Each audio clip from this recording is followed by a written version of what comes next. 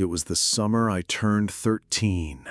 The kind of long, humid summer where the days seem endless and sleep feels optional. School had ended a few weeks prior and my daily routine had already settled into something simple. Wake up late, eat junk food, play PS3 and binge whatever was on TV. The kind of aimless freedom only a kid truly understands. My dad was working long hours at the warehouse, not home until around 10 every night, and my mom, a nurse with a chaotic shift schedule, could be home at noon one day and not until midnight the next. On this particular day, she had left in the morning and wouldn't be back until early the next day. I was home alone, not an unusual thing by then. It had been raining since the afternoon. Not a soft, pleasant drizzle either, a full-blown storm, heavy and angry. The kind of rain that slams against your windows like it's trying to get inside. Thunder rolled constantly in the distance, and lightning sometimes lit up the house just long enough to make the shadows seem alive. Despite the storm, I was completely immersed in a game, zoned out in the darkened living room. The only light came from the television screen and the occasional flash of lightning. The sound of gunfire and explosions from the game mixed strangely with the real-life rumbles of the storm outside. Around 7 p.m., I started to feel hungry. I paused the game, tossed the controller onto the couch, and shuffled toward the kitchen to warm up some leftover spaghetti. I remember dragging my feet lazily across the wooden floor, the storm still going strong outside. As I placed the food into the microwave, the wind howled, making the house creak. I remember feeling a little uneasy, but I brushed it off. Just weather, just an old house. And then 3 sharp knocks on the front door. I froze. They weren't frantic or light. They were deliberate, slow, almost rhythmic. 3 evenly spaced knocks that echoed through the small house. My body went cold. As a kid, I was always nervous about answering the door, especially when I was alone. I was shy, unsure of how to talk to strangers, and always worried something bad would happen. My parents had taught me never to open the door to people I didn't know, especially when I was alone. So I did what I normally did when someone knocked unexpectedly. I went completely silent. I turned off the microwave, tiptoed away from the kitchen, and stood still in the hallway leading to the front door. I waited. The rain pounded the windows, the wind groaned, my heart thudded in my chest like a drum. Then again, 3 more knocks. Louder this time, more impatient. I crept toward the front door, careful not to make any sound.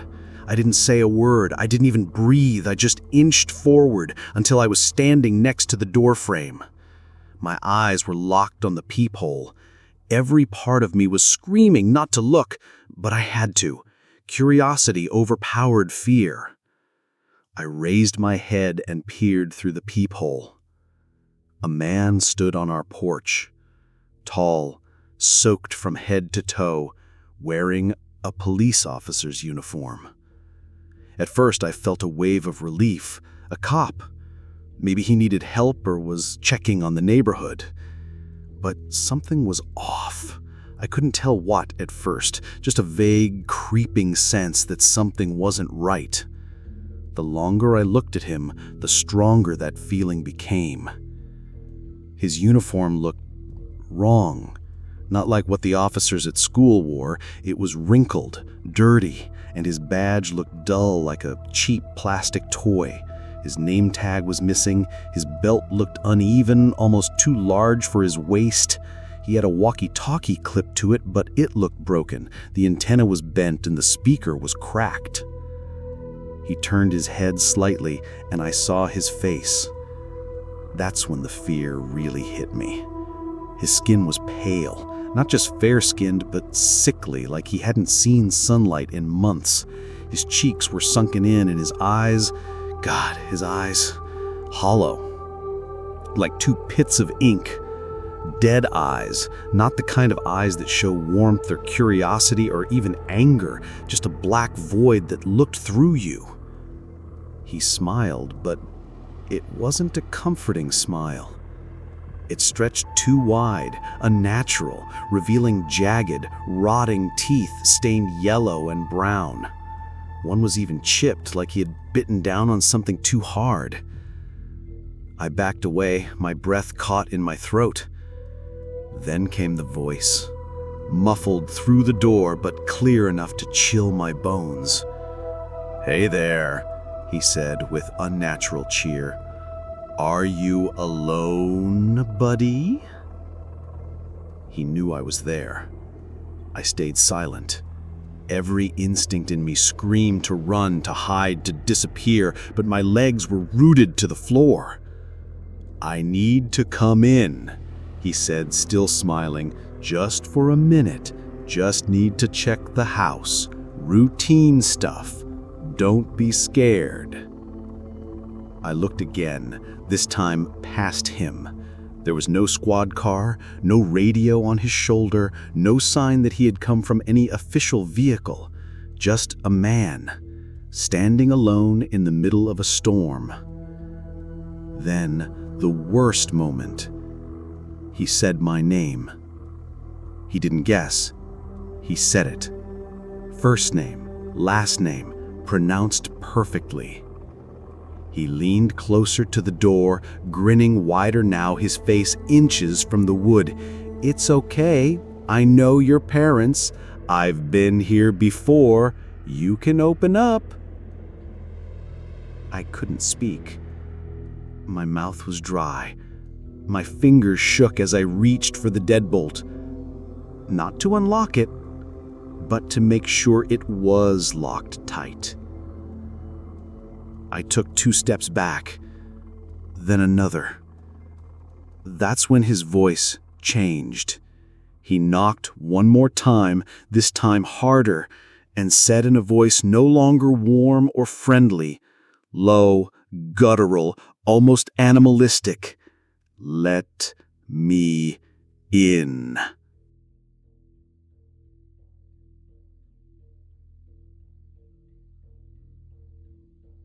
My heart was pounding so violently I could hear it in my ears, a low, rapid thump, thump, thump that almost drowned out the storm outside, but not quite. The rain kept hammering the roof like angry fists, the wind howling through the trees like wolves circling their prey, and just beyond the front door, that thing, that man, was still there, still waiting, still smiling. "Let me in, buddy," he said again, louder this time. "We're just gonna talk. You're not in trouble." His tone was too familiar, like he was trying to impersonate someone I might trust, a teacher, a family friend, maybe even a TV cop. But it was off, like an actor reading lines in the wrong emotional register. It had no warmth, no humanity, just mimicry. He was pretending to sound calm, but something darker seethed beneath the surface. You could hear it in the cracks of his voice, a barely restrained frustration, a twitch of hunger. I slowly backed away from the door, my feet landing silently on the hardwood. I had a strange realization then. I wasn't just scared. I was being hunted. This wasn't a burglar. It wasn't even just a kidnapper. This felt worse, like something inhuman wearing a person's skin. He knocked again, harder, 4 rapid, violent thuds.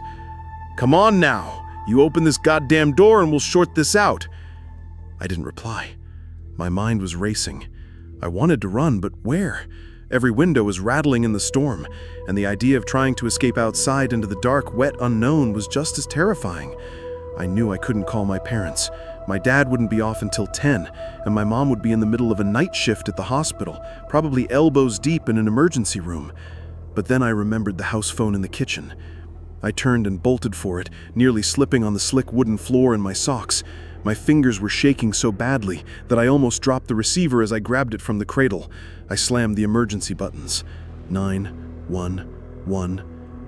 It rang once, then again, And finally, a calm female voice answered. 911, what is your emergency? I didn't even know what I was saying at first, just words spilling out of my mouth like a flood. There's a man at my door. He's dressed like a police officer. He knows my name. He's trying to get in. I'm 13. I'm home alone. He's not a real cop. I know he's not. Please help me. Please, please. The operator interrupted gently. Okay, I need you to take a deep breath. Are all your doors locked? Yes. Stay away from the door and stay on the phone with me. Officers are on their way. You're doing great. Just keep talking to me, okay? Just then, the man outside shouted again, but this time it was no longer a calm request.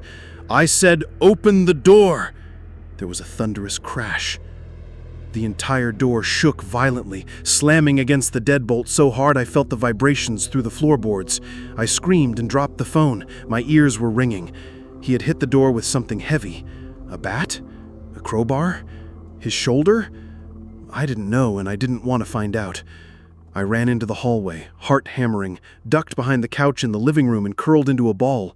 My body was trembling. I could still hear the woman's voice on the phone, faint and distant now, calling my name. Hello? Are you okay? Are you safe? I didn't answer. More bangs came, one after another. He was relentless. The sound of splintering wood filled the house like bones breaking. You think they'll get here in time? You think this door is going to save you? I couldn't move. I was frozen with terror. Tears streamed down my face, and I didn't even notice. Then there was silence. No more banging. No more yelling. Just the rain. It was almost worse than the noise. Silence like that doesn't mean safety. It means uncertainty. Waiting. Calculating. I crawled over to the window that looked out onto the front yard, but I stayed low, peeking only with one eye through the narrow slit between the curtain and the wall. He was gone. The porch was empty. No silhouette, no figure, nothing, but the flickering porch lights swinging in the wind. For a moment, I thought, maybe he left. Maybe the sound of the phone call or the sirens on the way scared him off. Maybe I was safe. That hope lasted all 5 seconds, because then I heard it. A tap on the back window. I turned slowly. Every inch of me went cold. There, standing at the sliding glass door in the kitchen, was the same man, still smiling, still soaked. His uniform clung to his body like a wet costume. His hair dripped on the floor. But now, he wasn't pretending to be friendly. Now, he was grinning with his teeth bared, tapping one finger against the glass like a metronome. Tap, tap, tap. He raised the other hand and waved at me, his fingers bent stiffly like a doll's. Then he mouthed something. I didn't hear the words, but I could read them clearly from his lips. I can see you. That's when I heard the sirens. Far off, but getting closer, the flashing red and blue lights appeared at the end of the street, bouncing off the storm-soaked pavement. I turned back to the sliding door, and he was gone again. Vanished. A second later, 2 real police officers stormed the front door. I let them in, sobbing, barely able to explain what had happened. They searched the house and the yard. Nothing. No forced entry at the back. No footprints in the mud. No broken windows. No vehicle parked nearby. But they did find something. Just outside the back door, on the glass, where the man had been standing, there was a perfect handprint. Not just water, but smudged blood at the center of the palm. It was real. He was real. And somehow, he had disappeared without a trace. The night didn't end when the man disappeared. In many ways, that's when the real horror began. The 2 responding officers did everything they could to calm me, asking questions gently, trying to reassure me that I was safe. But their eyes told a different story. They were searching the shadows. One kept his hand resting nervously on his weapon. The other constantly checked over his shoulder as if expecting someone or something to come bursting back out of the storm. They searched the property for nearly an hour. Every room, every closet, the attic, the basement, the backyard. I followed them silently, wrapped in a blanket, watching their faces more than their actions. I was waiting for one of them to say it. "You imagined this. You were just a scared kid." But neither of them did, because it wasn't just in my head. There were marks on the front door, deep dents in the wood where something heavy had slammed against it, warping the frame. The handprint on the back sliding door remained, a greasy outline left by blood and rain. I didn't imagine those. Still, he was gone. No footprints, no tire tracks, no indication that anyone had been parked on our street. No fingerprints in their system, not even from the blood smear. By the time my father arrived home, the police had just finished taking my statement. He looked pale when he walked through the door and saw the damage. I don't think he said a word for the first 5 minutes. He just held me while I trembled and sobbed against his chest. I'd never seen him look that afraid before, not even at my mother's surgery last year. Something about this night, something about that man, shook him deeply. He asked the officers the usual questions. Was it a break-in? Did he get inside? Was he trying to rob the place? They looked at each other, and then one of them answered carefully. He said he was a police officer. Your son says he had a badge, a gun, knew his name. He tried to force entry but fled before backup arrived. My father blinked, absorbing it slowly. So he was impersonating an officer. The younger cop nodded. We're treating it as attempted kidnapping, possibly worse. Your son did the right thing. They didn't explain further. Maybe they didn't want to scare me more than I already was. But I saw the way they looked at each other. The subtle shake of a head, the quiet doubt.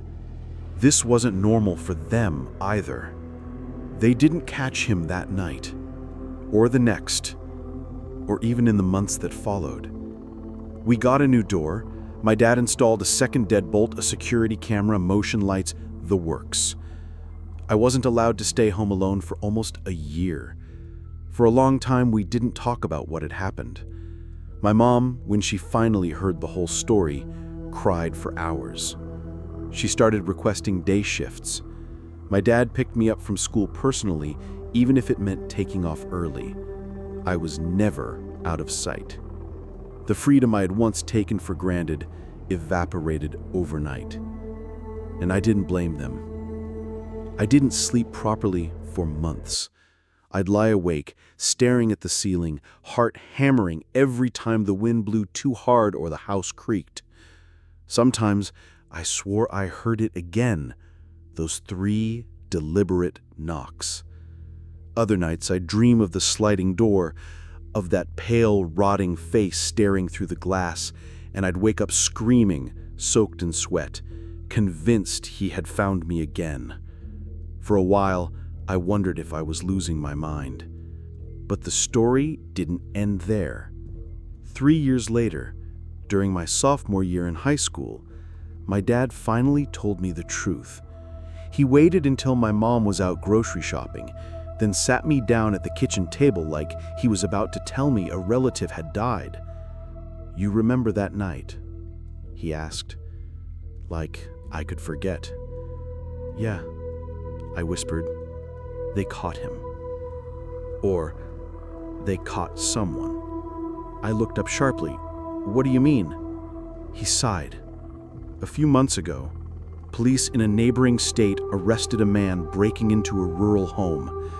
He was wearing a police uniform, same description, same pattern. He even had a list of children's names and addresses in his car. Yours was still on it."